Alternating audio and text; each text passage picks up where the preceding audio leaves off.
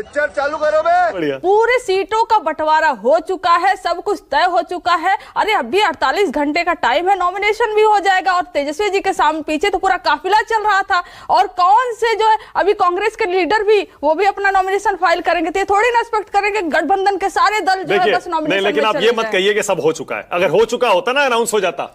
अब टाइम ही कहां बचा है? नहीं हुआ है इसलिए तो अनाउंस नहीं कर रहे आप। हो चुका है, अनाउंस भी हो जाएगा। अरे एनडीए की तरह थोड़ी ना है कि बताइए तलवार लेकर एक दूसरे के सामने खड़े हुए हैं, जान से मारने के लिए खड़े हुए, लेकिन कहेंगे फ्रेंडली फाइट है।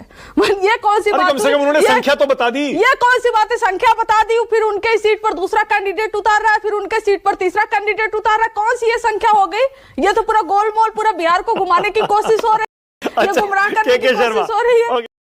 पूछना चाह रही हूँ कि जदयू के एक एमएलसी हैं गुलाम गौस जी, अगर आप जानते होंगे, उन्होंने एक मीडिया को बाइट दिया है, इंटरव्यू दिया है। उन्होंने सीधा नाराजगी जताई है बीजेपी से और एलजेपी से, और बोला है कि हमें 140 सीटें चाहिए थी, लेकिन हमारा यह हाल कर दिया गया कि हम बार्गेन करने की स्थिति में भी नहीं है। 101 पर लाकर हमें छोड़ दिया गया, सौतेला भाई बना दिया गया। इस पर क्या है आपका टेक? आपके यहाँ ऐसे तो आपके यहाँ भी कुछ नेताओं के बयान नहीं, किसके बयान है आप बताइए ना। बयान आते हैं कंचना, एक एमएलसी का बयान उठाकर आप कहिएगा कि पूरी पार्टी में सब गड़बड़ चल रहा है। नहीं, आप बताइए हमारे किस नेता का ऐसा बयान है कि हमें इतना सीट चाहिए था लेकिन हमें इतना ही। अच्छा बोलिए, चलिए नवल भाई बोलिए, जवाब दीजिए, बोलिए। चलिए, आपके यहाँ तो ऐसी घटनाएं हो रही हैं। मैं 2-3 घटनाओं का सिलसिलेवार तरीके से जिक्र करते रहा हूं। पहली बात तो ये कि गुलाम गौस जी का वक्तव्य हमारी पार्टी का आधिकारिक वक्तव्य नहीं। पहली बात एमएलसी भी नहीं। गुलाम गौस जी का सुनिए ना, गुलाम गौस जी का वक्तव्य पार्टी के मूल भावना को रिप्रेजेंट नहीं करता है। लेकिन आप ये बताइए कि आपने कभी एनडीए में सुना कि एनडीए के किसी घटक दल ने सेल्फ डिक्लेरेशन किया हो कि मैं डिप्टी सीएम बनने जा रहा हूं? ऐसा किसी ने किया है? और आपके यहाँ हो रहा है? मैं बता देती हूँ, अटल बिहारी वाजपेयी जी का सपना कौन पूरा कर रहा था? अटल बिहारी वाजपेयी जी का सपना नीतीश कुमार जी को हटाकर कौन पूरा कर रहा था? आप बताइए ना। तुम मैं मत कीजिए कंचना जी, आप परेशान, अलग बात है। सवाल पूछिए, जवाब सुनिए। दूसरी बात है कि आपके अलायंस में अभी तक जहाज का कप्तान तय नहीं है। जब जहाज का कप्तान ही तय नहीं है तो जहाज डूबेगा कि उतरेगा? जहाज पूरे जाएगा कि पश्चिम जाएगा? कि कुतर्क कैसे किया जा सकता है ये आरजेडी की प्रवक्ता बहुत अच्छे से बता रही है। अब उसमें नहीं गए तो उन्होंने कह दिया कि साहब वो कौन सा वो है, वो विजय सिन्हा से तुलना करने लग गए। तो भैया आप तो उनको मुख्यमंत्री कैंडिडेट बनाने की इतने दिनों से रट लगाए पड़े हुए हैं, कांग्रेस हाँ नहीं भर रही है। तो आपकी बात इनकी वैसे सही है कि अभी आज जो कोई मुख्यमंत्री के कैंडिडेट के रूप में नहीं है, क्योंकि गठबंधन ने तय ही नहीं किया है उनको, तो विडंबना है। अब उनको कोई सीटें भी तय नहीं है। खैर ये इनके घर का मसला है मानक जी, उस पर हमें बहुत जाने की जरूरत नहीं है, क्योंकि हमें पता है कि क्या होगा। और हम अपना यदि देखें तो मैं इतना दावे से आपसे कह सकता हूं कि जो हमारा गठबंधन का निर्णय हुआ है और जो चीजें हमारी आपस में तय हैं उसी के अनुरूप हमारे यहाँ नामांकन भी चालू हो गए हैं, टिकट भी बंट गए हैं। 82 सीटों की घोषणा भाजपा कर चुकी और 57 सीटों की जेडीयू घोषणा कर चुकी। हम पार्टी अपने 6 के 6 सीटें घोषित कर चुकी हैं। आपके आरएलएसपी की भी सीटें लगभग घोषित हैं और चिराग जी की भी सीटें जो है घोषित हैं। अब खाओ मां कसम कि मुझे क्या होता है कि आप केवल यदि भ्रमित करने के लिए प्रोपोगंडा करते हैं तो वो प्रोपोगंडा जरूर कंडेम्ड होना चाहिए। जैसे प्रोपोगंडा वो अभी ये कर रहे हैं कि एक बात ठीक बोला, Nitish Kumar as a tiger हैं। हाँ। ये बात तेजस्वी को समझाइए। हाँ। बताइए उनको। अच्छा। जो उनको कहते रहते हैं ना कि वो सो गए तो उनको होश नहीं है, बीमार हो गए, फलाना हो गए। टाइगर है, याद रखें इस बात को कि हमारे यहाँ सब अच्छा है। भारतीय जनता पार्टी अभी तक जनसेवा की बात कर रही थी, लेकिन इनके यहाँ तो बयान सेवा चल रही है। नित्यानंद राय, अभी गिरिराज सिंह जी, फिर जीतन राम मांझी, उन्होंने तो कह दिया मेरी जात की वजह से मेरे साथ ऐसा हो रहा है। उसके बाद चिराग पासवान, भाई जेडीयू की सीट पर जिन पर जेडीयू डिक्लेयर कर चुकी है, अभी आप ही ने बताया, उन पर एलजेपी डिक्लेयर कर रही है।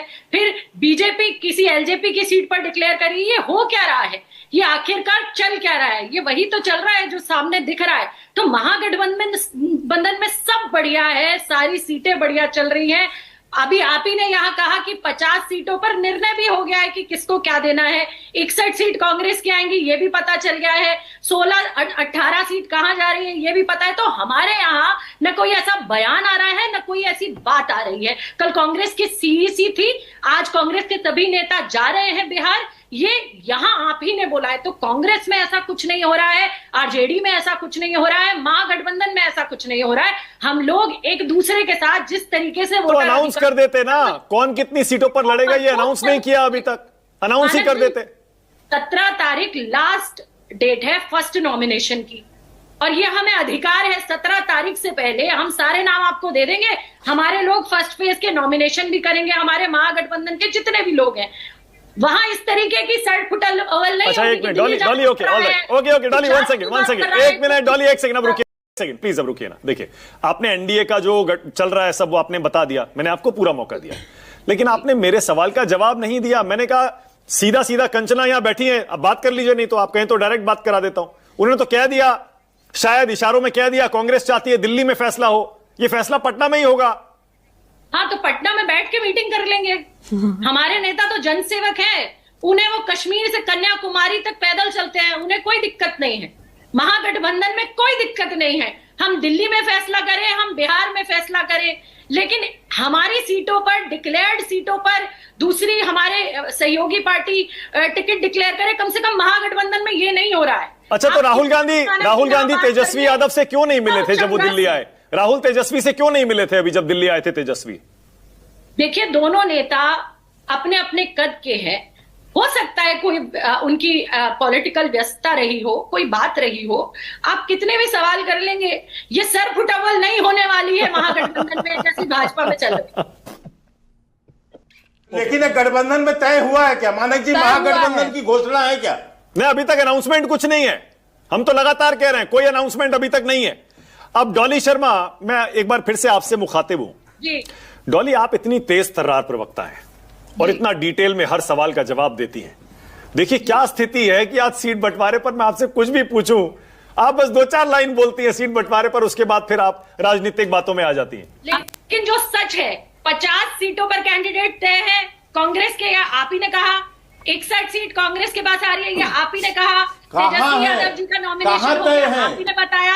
आप रुकिए, 16 सीट 18 सीट किसको मिली ये भी आप ही ने बताया। तो क्या वहां सरफुटबल हो रही है क्या महागठबंधन में? हम जनता, बिहार की जनता के लिए लड़ रहे हैं। अरे एक नाम तो बताइए, हम ये पूछ रहे हैं आपसे। युवा के लिए लड़ रहे हैं हम, बिहार की महिलाओं को 10,000 में ठगने का काम नहीं करते। कोई मुद्दा है वोट चोरी का?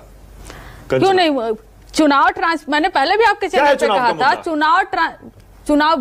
मुद्दा जो बेरोजगारी है, मुद्दा पलायन है, मुद्दा बेरोजगारी का बताया ना तेजस्वी जी ने। हर बेरोजगारी और पलायन मुद्दा है। नहीं सुनिए ना, वो भी एक मुद्दा चुनाव ट्रांसपेरेंसी से हो, इसलिए वोटर अधिकार यात्रा जरूरी था और होना जरूरी था, और हुआ। हमने साथ में वोटर अधिकार यात्रा किया। लेकिन बेरोजगारी का मुद्दा आज मुंह बाय खड़े हुए बिहार में, इसको हम सारे महागठबंधन सबसे बड़ा मुद्दा नहीं है ना वोट चोरी? सबसे बड़ा मुद्दा आज के समय पर बिहार की एक एक जनता बोल रही है भूखमरी और बेरोजगारी। बहुत बढ़िया डॉली। मानक जी बिहार की जनता के लिए रोजगार, बिहार के युवाओं को पलायन न करना पड़े, बिहार की महिलाओं का सम्मान, बिहार के हर वर्ग, कुपोषित बच्चे, सड़कें, अस्पतालों का ना होना, शिक्षक संस्थानों का ठीक ना होना, ये मुद्दे बिहार के मुद्दे हैं। सुन लिए ना, तरह नहीं चुनाव आया तो हमारे बीच में झगड़ा करवाना चाह रहे थे मानक जी। मानक जी झगड़ा करवाना चाह रहे थे डॉली जी। कितने थे? मानक जी जरा पूछ दो कितने घुसपैठिए थे 65 लाख नामों में? घुसपैठिए। टाइम खत्म हो रहा है मेरे पास टाइम खत्म। मजा आया।